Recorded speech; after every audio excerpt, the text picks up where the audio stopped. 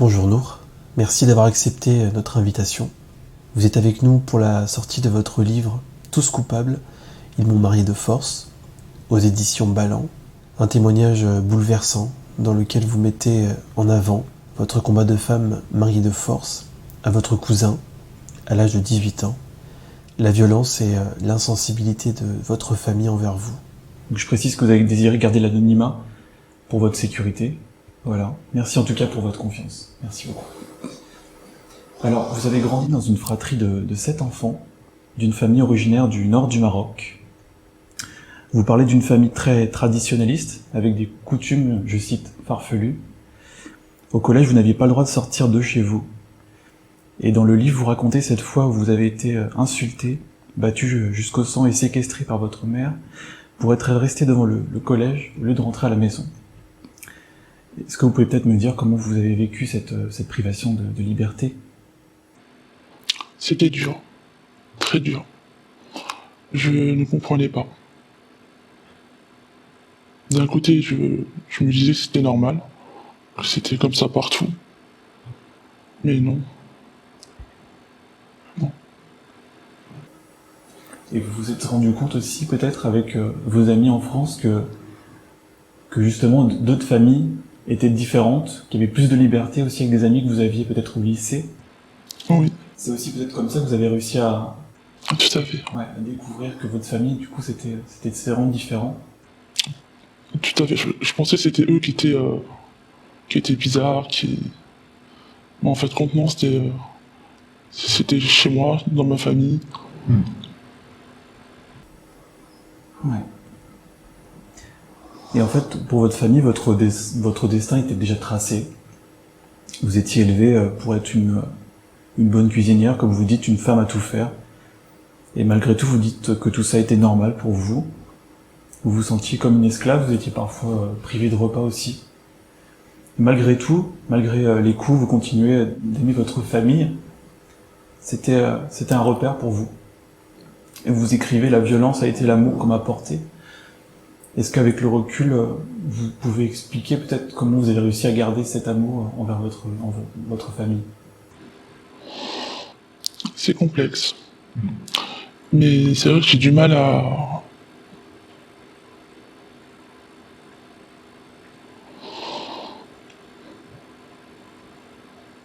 couper les ponts, à me dire que c'était comme si j'étais attaché à eux. Comme si je pouvais pas partir, je pouvais pas... J'avais que comme repère. Que sans eux, je n'étais plus rien, que j'étais perdu.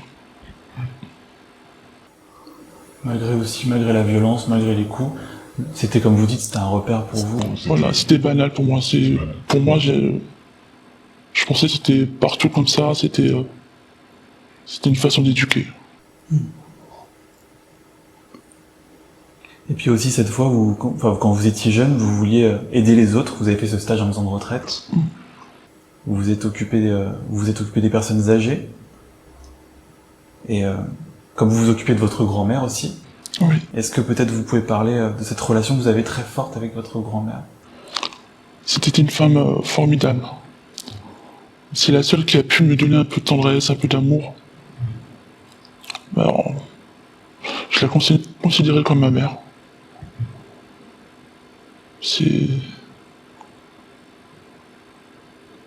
Elle était ma force. Il y a des souvenirs que vous avez avec elle, peut-être, de moments partagés avec votre grand-mère, des moments forts Oui, des petits moments où on était assis, on papotait, elle me racontait son histoire, en parlant des femmes berbères, que l'homme détruisait la femme.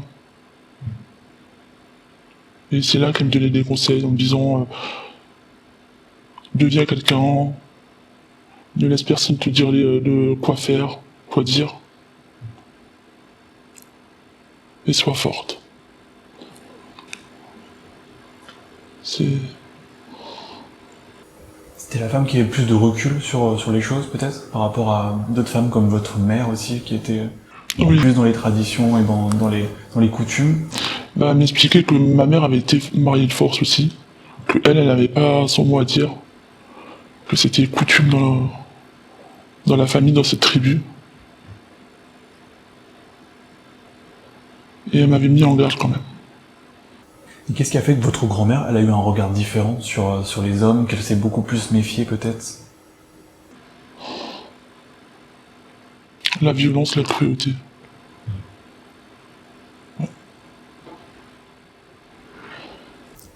Et puis à l'âge de 18 ans, vous apprenez par votre cousine que votre cousin marocain voulait demander votre main.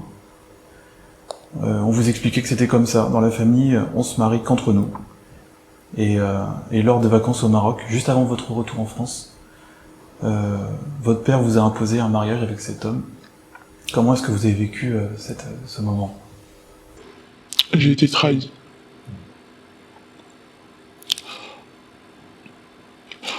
Je pense que je ne réalisais pas l'ampleur des choses à ce moment-là.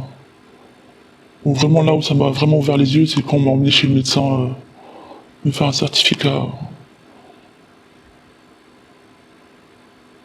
Et que voilà, j'ai essayé de demander de l'aide. Et j'ai écouté une demi-sœur qui me disait de faire semblant et arriver en France.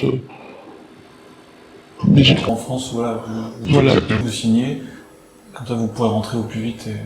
En fait, même signer les papiers, je ne savais même pas ce que je signais. Ouais. Je ne savais même pas que c'était pour faire enclencher la procédure. Et je précise, quand vous parlez de certificat, vous parlez du certificat de virginité, c'est ça? Oui. Donc le médecin vous dit que voilà, votre père est votre tuteur, c'est lui qui vous l'a imposé, donc vous pouvez rien faire. Je n'avais pas le choix. Voilà, de force on vous le fera, même si vous refusez.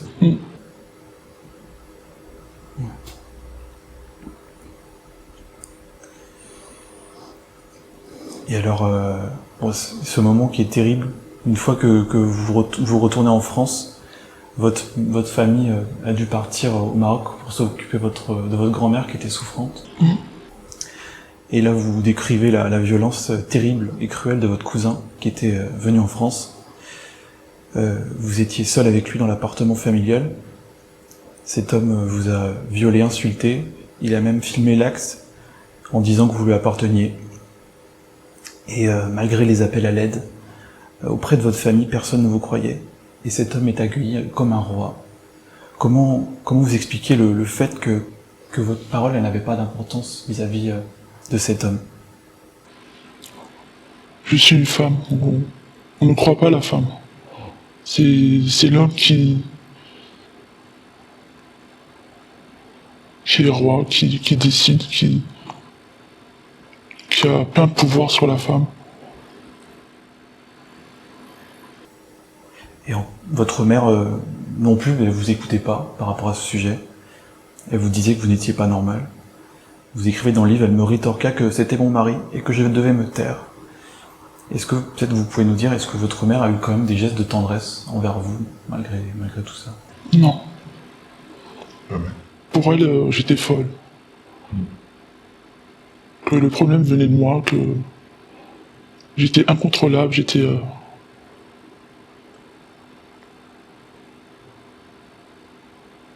que je devais me taire et faire ce qu'il y avait à faire.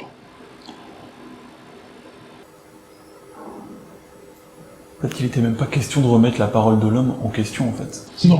Ouais. J'ai essayé de lui dire,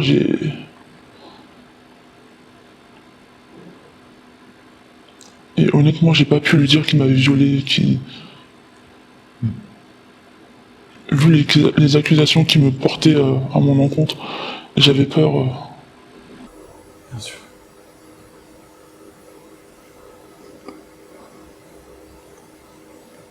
Alors évidemment, à partir de là, vous ne supportiez plus le regard des hommes sur vous.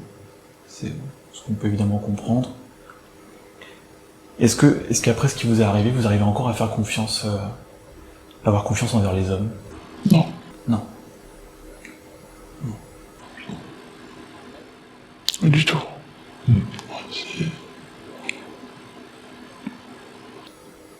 Comment ça se passe au quotidien? Je sais pas, par exemple dans votre travail, je sais pas si on peut en parler. C'est très difficile. C'est difficile. J'ai dû changer de travail. Il y avait beaucoup d'hommes où je me sentais pas bien, où je me, je me sentais mal, étouffé, et j'avais l'impression de revoir ces...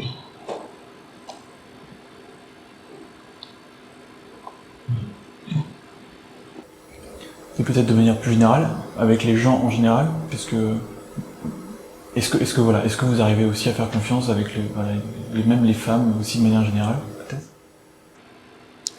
Non.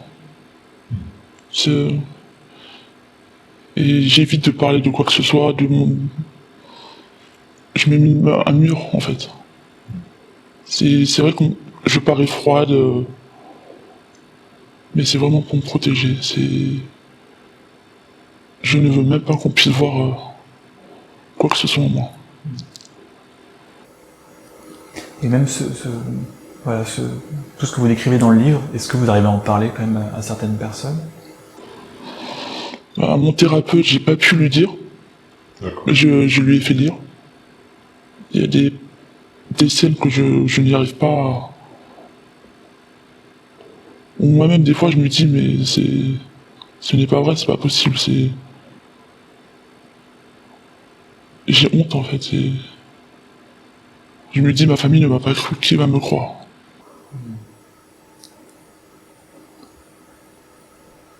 Encore aujourd'hui, vous avez du mal à... Vous vous sentez encore coupable, vous le dites des fois? Enfin, vous me l'avez dit en antenne, vous me demandiez si vous étiez coupable de quoi que ce soit. Encore aujourd'hui, vous trouvez... vous avez des doutes là-dessus? Oui.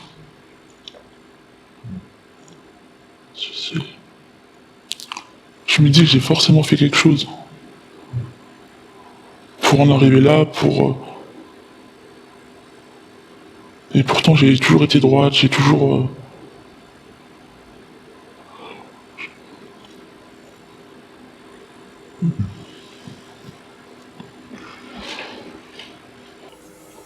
Alors pendant cette période, après ce viol, évidemment, vous alliez peu en cours, et votre père voulait des explications.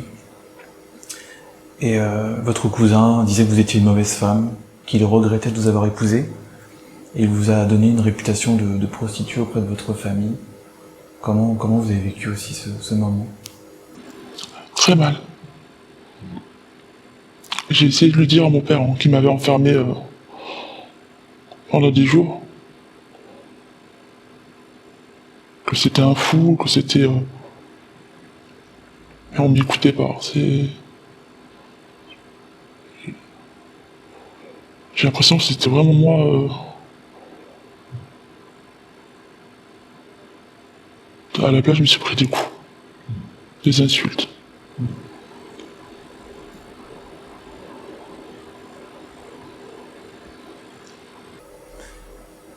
Et il y a aussi ce moment où, à l'hôpital, vous y allez pour des problèmes de santé, et le médecin vous apprend que vous êtes enceinte de votre cousin. Vous aviez le sentiment de porter l'enfant du diable. Et vous parlez dans le livre de la culpabilité de cet avortement que vous avez dû faire. Est-ce que vous pouvez me dire davantage par rapport à ça?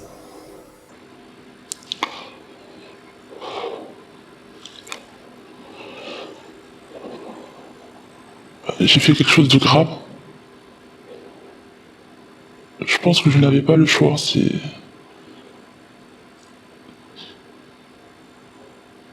Si mon cousin l'aurait su,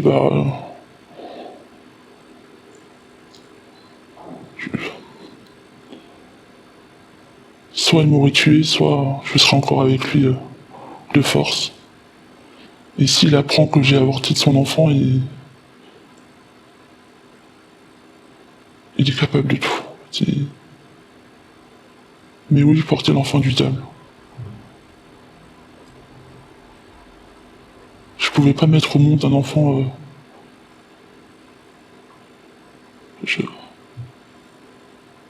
Oui, j'ai fait quelque chose de grave. Oui, C'est par rapport à la religion aussi, vous dites ça, par rapport au fait que ce soit interdit dans la religion musulmane. Oui.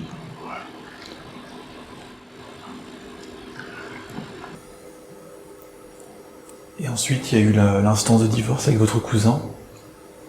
C'était une honte dans votre famille. Vous avez subi le rejet. On vous adressait plus la parole. Et vous avez découvert le jour du mariage que votre sœur aînée se mariait avec ce même cousin. Votre mère vous a même dit que vous aviez laissé tomber un homme bien et que votre aîné avait de la chance.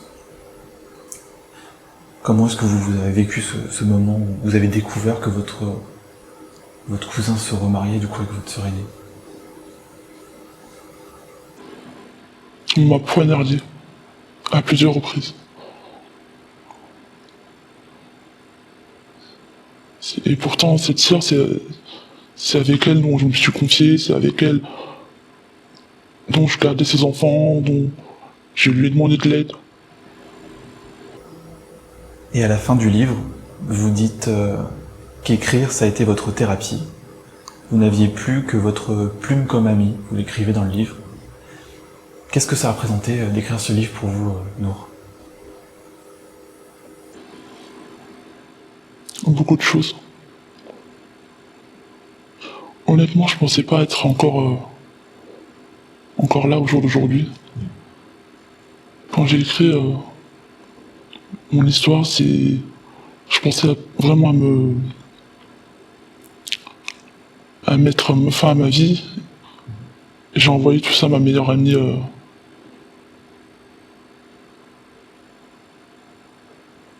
pour laisser une trace et pour...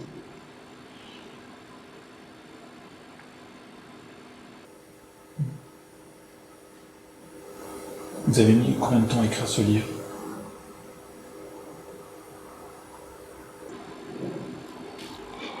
2-3 jours.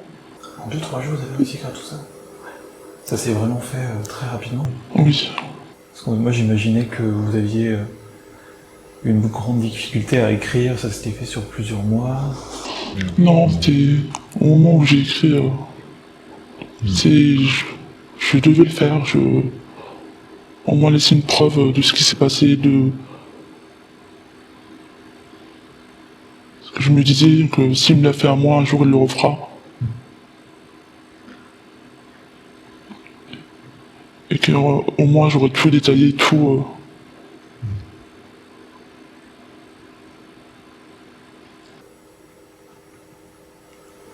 Il y a eu des passages, j'imagine, plus difficiles que d'autres à écrire. Oui. Où j'ai vraiment eu honte. Où j'ai hésité à me mettre, mais il fallait. Je me suis dit ces petits détails pouvaient faire...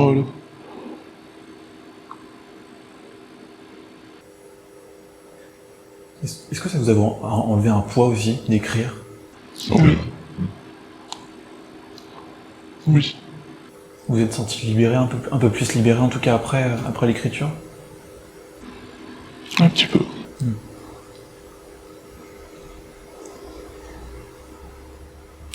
Alors dans le livre, vous écrivez aussi voilà, une partie de moi est fière de mon cœur, car il a été détruit, brûlé, écrasé, brisé, et il bat toujours. Est-ce que peut-être vous pouvez nous dire comment vous vous sentez aujourd'hui? Mieux qu'avant.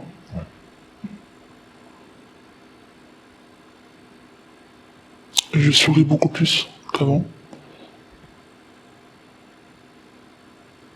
Mais je garde des gros séquelles encore. Est-ce qu'aujourd'hui vous avez encore des relations avec votre famille?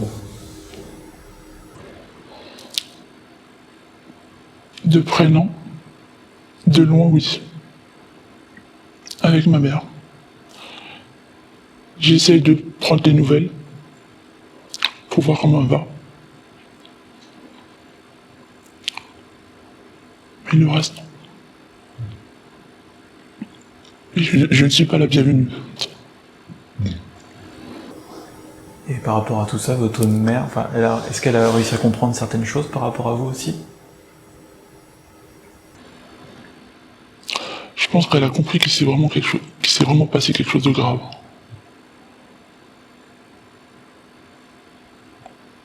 Parce qu'il y a des petits détails qu'elle me dit qui lui font passer qu'il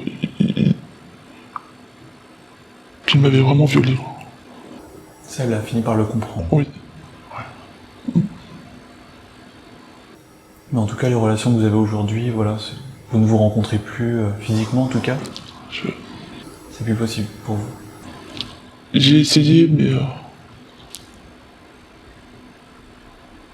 je sais que dans la religion, c'est interdit de couper les ponts avec sa famille. Et elle me le répète sans cesse. Hein. Comme moi je peux lui répéter, le mariage forcé aussi, hein, c'est interdit dans la religion. Et elle me dit d'oublier. Qu'il faut avancer, qu'ils s'est remarié avec ma sœur, qu'ils ont eu des enfants, que je dois accepter. Donc par rapport à ces questions-là, elle n'a pas évolué non plus, enfin... Non. Ouais. Pour elle, c'était normal. Hein. Que beaucoup de femmes le vivent et elles se taisent. Que je devais faire pareil. Est-ce qu'aujourd'hui elle a peut-être plus de gestes de tendresse envers vous, peut-être par téléphone? Est-ce que... Elle essaye avec mon enfant. Mais... je ne lui laisserai jamais mon enfant.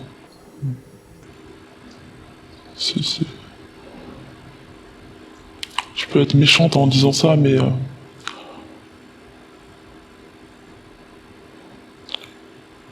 on m'a vraiment détruite.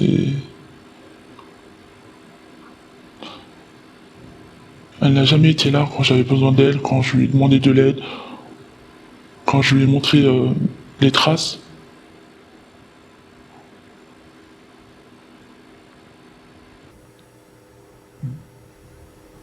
Et justement, vous en parlez, aujourd'hui vous avez un mari, vous avez un enfant avec ce mari aussi. Oui. C'est eux qui vous donnent la force d'avancer aussi. Oui. Quel est le message que vous voudriez faire passer aux femmes qui vivent ce que vous avez vécu? Elles doivent en parler et ne pas se taire. Ne pas avoir honte. Ne pas se sentir coupable surtout.